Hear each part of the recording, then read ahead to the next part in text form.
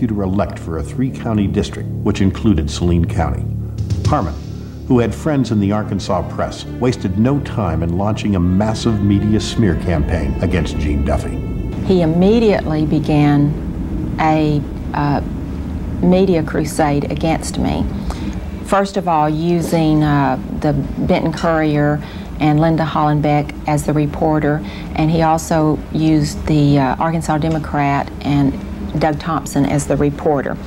And for some reason, these two people would write anything that he said to them. They didn't care anything about substantiating anything he said, they just reported it. In the next 5 months, there were over 200 newspaper articles crucifying my reputation.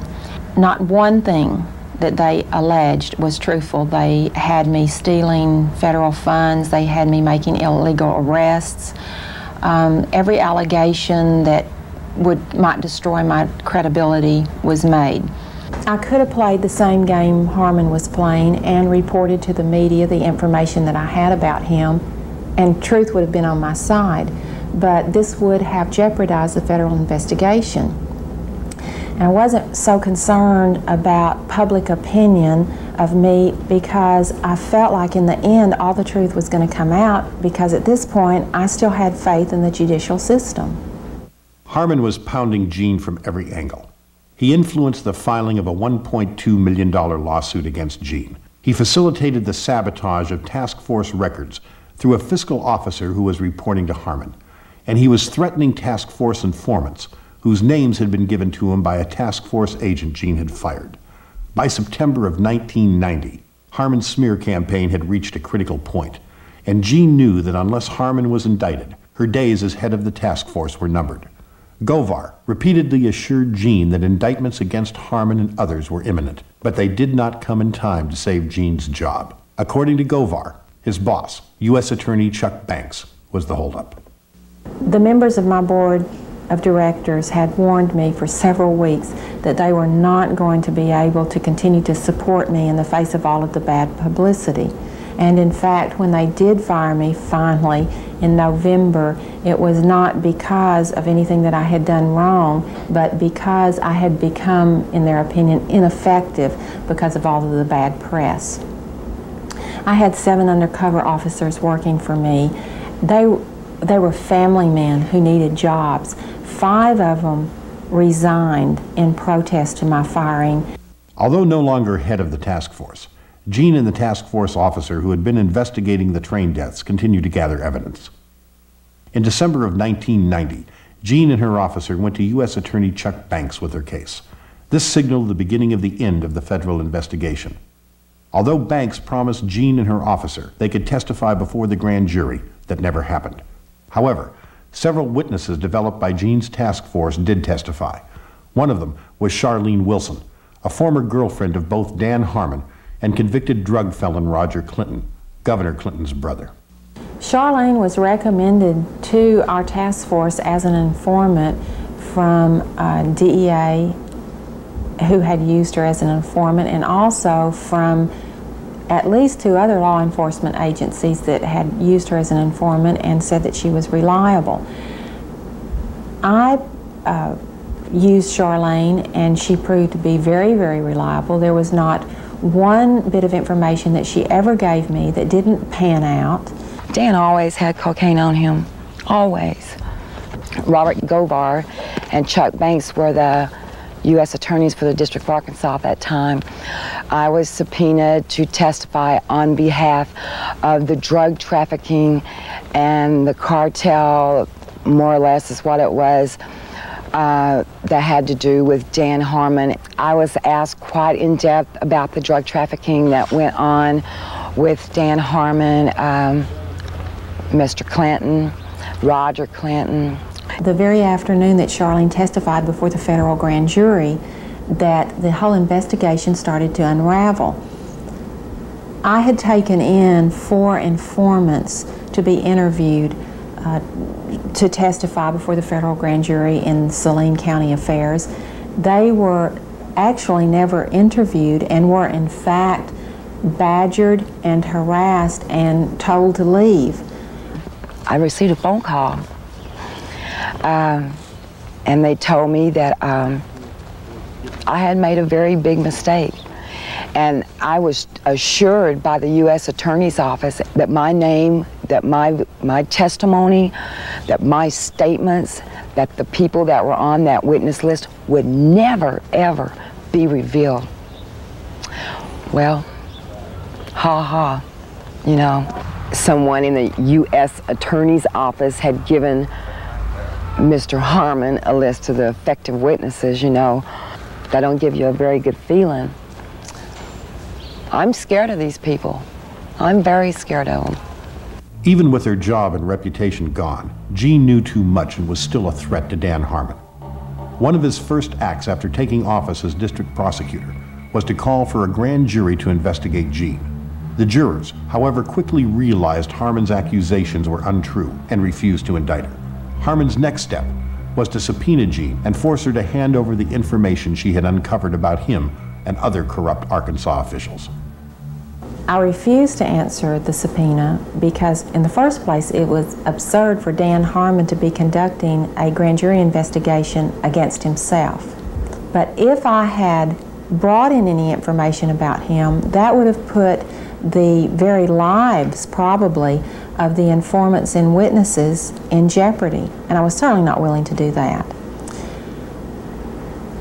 If I had gone in and refused to turn any information over to them, I would have been jailed in Hot Spring County. And my mother received a call from a dispatcher in Hot Spring County that said that she overheard a conversation among the officials there that if I were arrested, that I would be killed in Hot Spring County Jail. So I refused to answer, and when Judge Cole issued a felony warrant for my arrest for failing to appear, then I left the jurisdiction. Even though Judge Cole had issued an illegal warrant, there was no one in authority in Arkansas willing to take a stand for Jean. While in hiding and away from her family, Jean waited for the long-promised indictments from the federal grand jury. She knew that once the charges were brought against Dan Harmon and other officials, she would be able to go home and clear her name. This was an especially difficult time for her family, because her children were being followed and her home was under surveillance. Weeks turned into months. Then, without warning, U.S. Attorney Chuck Banks announced that no indictments would be issued and the federal grand jury investigation of Saline County's corruption would be shut down. All public officials under investigation, including Dan Harmon, were cleared of all wrongdoing. Jean was stunned. 3 grand jurors contacted me, 2 of them indirectly and 1 of them directly, to inform me that they were ready to hand down indictments, but they were informed by Chuck Banks that the grand jury was being dismissed and that no indictments would be sought. They were not told that they had the authority to hand indictments down on their own. In my opinion, Chuck Banks should have been charged with obstructing justice. When Chuck Banks closed down the federal investigation, we were stunned. We couldn't understand what made Kevin and Don's murder so important and who had the power to shut down a federal investigation. In protest, Bob Govar resigned as lead counsel of the federal task force and was then demoted by his boss, Chuck Banks. Jean Duffey and her family were forced to leave the state.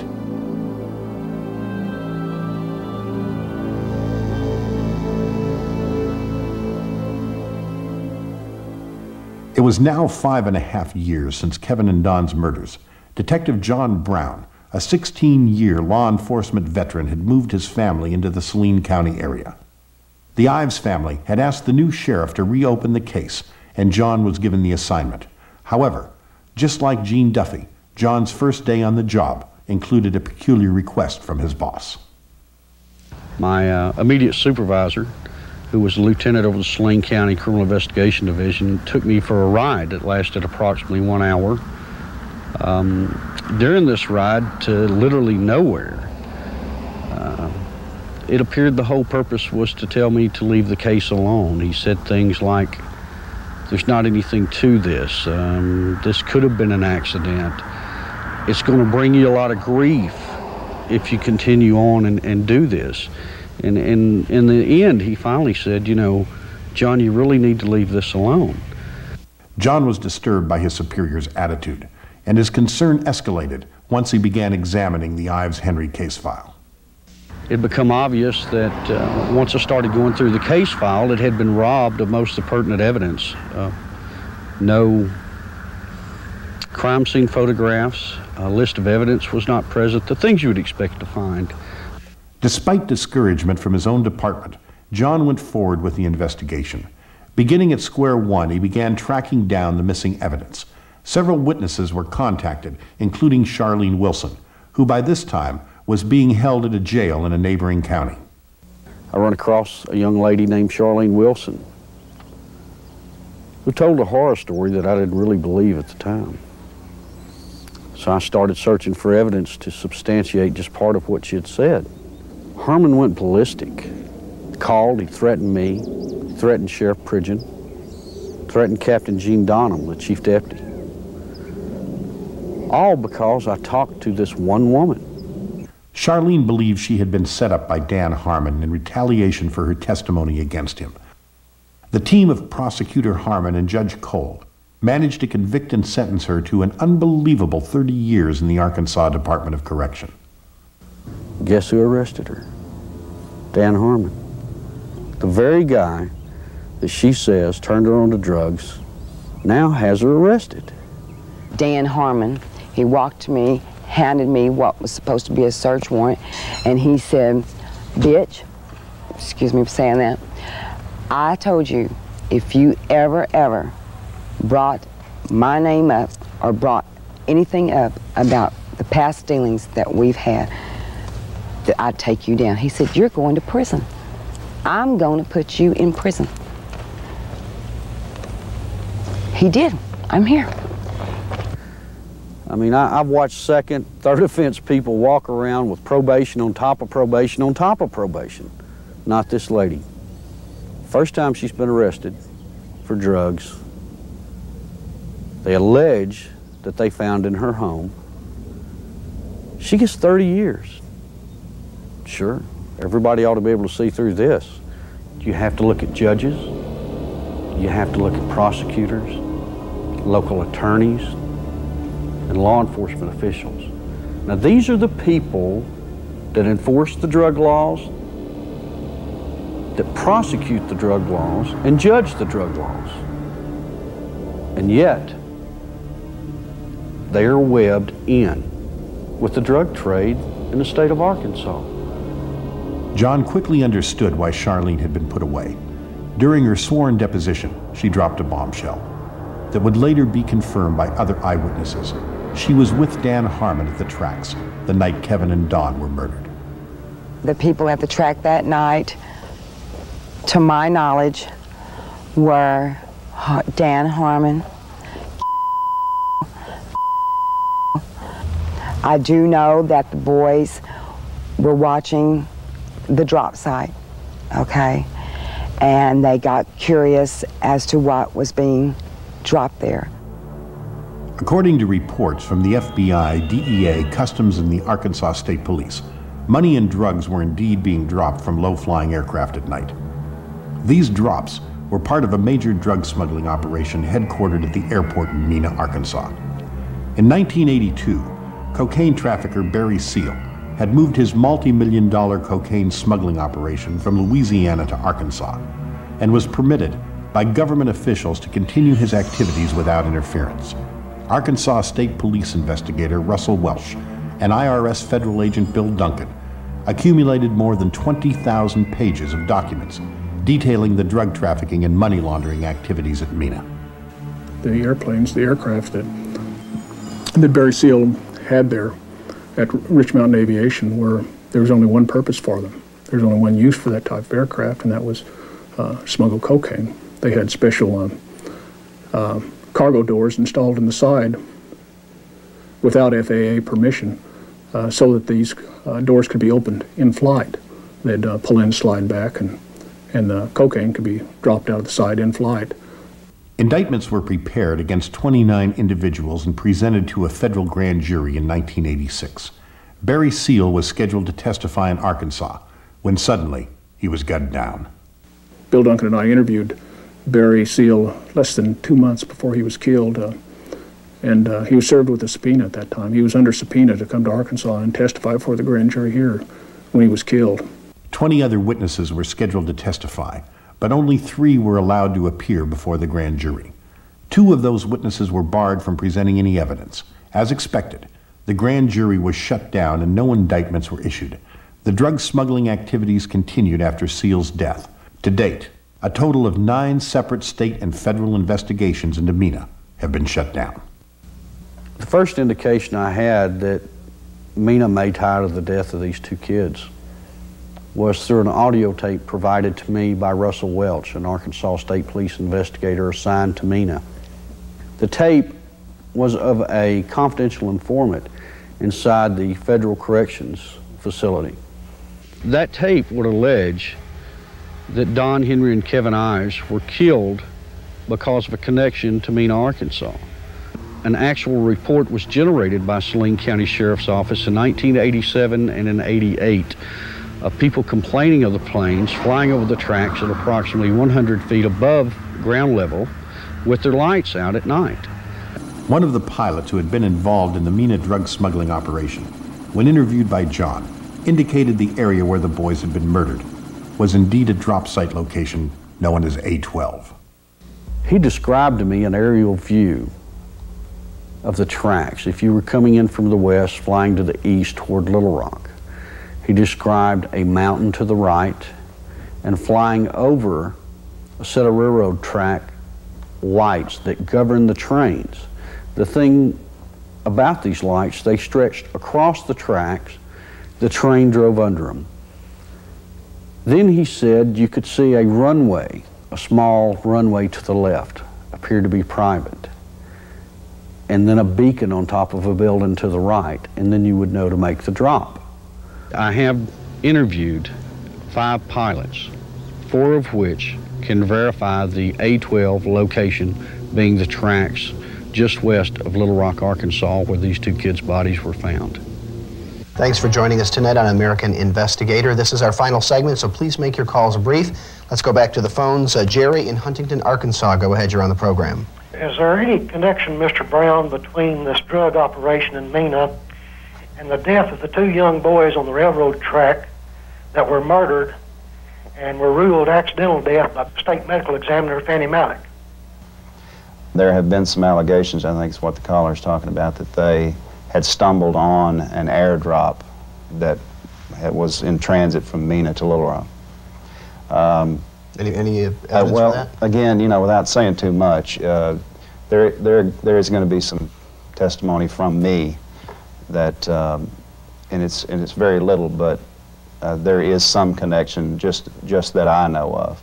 Now, I was the first investigator that was assigned to that case of the boys' deaths and was taken off of it, so you can make your inference and go from there on it, but it's something that is going to resurface. It was a tragic event. By now, another eyewitness had emerged who had seen Harmon with Kevin and Don at the tracks the night of the murder. I was out in the woods and came up on 5 people speaking with each other on the railroad tracks.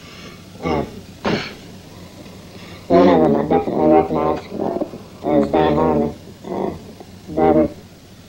The rest of them are not as positive, but I'm definitely 100% sure one was Dan Harmon. And they stood there talking for about 20 minutes, and then I noticed 2 more people, Kevin and Don, walking down the railroad tracks. They noticed that there was someone else on the tracks and stopped, hesitated. After confirming the truthfulness of the witness, the FBI offered to place the witness in protective custody and instructed John to turn over all of his information to them, promising to solve the case before the end of 1994. The FBI also stated that Chuck Banks would be charged with obstruction of justice, which prompted Gene Duffey to come out of hiding. In June of 1994, Gene and John Brown met for the first time. During that meeting, she would share with me all of her files. At that time, I realized why I had not been allowed to look at the 1990 federal grand jury investigation that was conducted during the time frame she was still in Arkansas. It was then I realized why she was really run out of town. It was real shocking to find out that what Gene Duffey found in 1990 were the same things I was finding in 1994. Drug trafficking that involved political figures, law enforcement officers, involved in the cover-ups of deaths. 4 years later, separately and independently from anything she ever done, I tracked almost the same thing identical that she did. Right straight to law enforcement personnel, right straight to the state capitol. At the Arkansas State Capitol, Governor Clinton shared an adjoining office with state drug czar Robert Shepard. Shepard, a former sheriff from Dan Harmon's district, was appointed by Clinton to lead Arkansas's so-called war on drugs. On at least 3 occasions, Shepard attempted to suppress investigations into Kevin and Don's murders. In 1990, Shepard paid a visit to U.S. Attorney Chuck Banks to persuade him that Gene Duffey should be ignored. In 1993, Shepard told John Brown that his career would be better off if he concentrated his efforts elsewhere. And in 1995, FBI agent Phyllis Cournan reported that Shepard had attempted to interfere with the case. The fact is, we know who killed these kids. The problem is now, how long are we going to wait? How long is it going to take before we make the decision that we're going to indict the murderers, and we're also going to indict the people that covered this thing up? Paula Keesee, the U.S. District Attorney in Little Rock, has said, we're not going to talk about airplane drops. Why? That's why they were killed. How long do they have to go before justice prevails in Arkansas? When the Mena connection was made in my mind and I looked back on everything that had happened, I knew it was the only thing that had ever made sense to me. And this information had been available for years, but had been suppressed. Of course, now I look back on the chain of events and realize that I likely caused the shutdown of my own investigation. It's clear to me that the turning point was when I gave Chuck Banks the information developed by my task force that the boys were killed because they had stumbled upon a large shipment of drugs dropped from an airplane. In my heart, I feel that that was a red flag that caused Chuck Banks to close the investigation down before it led to Mena. Early on, the media did extensive coverage on Kevin and Don's death and helped us to keep pressure on our public officials over this case. But when it came to the political pressure, the Mena connection involved, they dropped the ball, perpetuating the cover-up. There's some people in the media that know the whole story. I had a reporter call, and I met with him, and it became obvious that he knew a lot more about Mena, Arkansas, the ongoing drug operation in Arkansas, money laundering. I mean, this guy was phenomenal. He even had records. He had done his own research. He'd been doing it for years. He works for a major newspaper in Arkansas now. And I said, you've got all this. I mean, you've got the story. Why don't you print it? And he said, do you really think they'd let me print this? He said, there's no way, John. And freedom of speech is supposed to be alive and well. And this man tells me he can't print the truth. It was now more than 8 years since the incident on the tracks. The pieces of the puzzle had finally come together.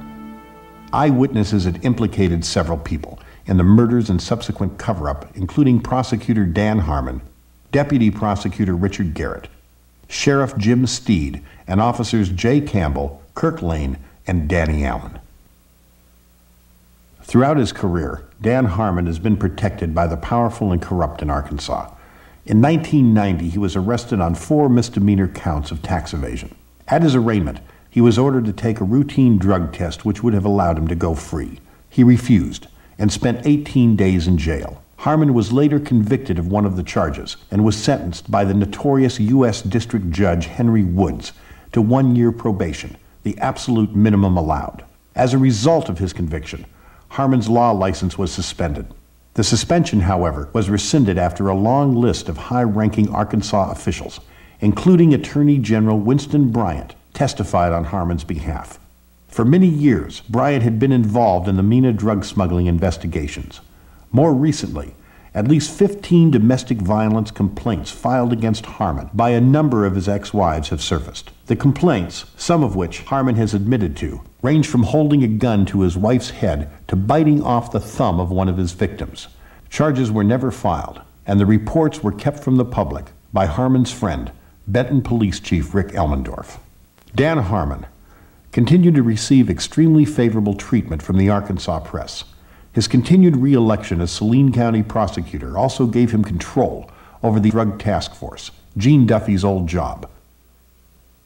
In November 1995, a package containing fake cocaine labeled as evidence belonging to Harmon's Drug Task Force was found in the possession of Harmon's wife, Holly.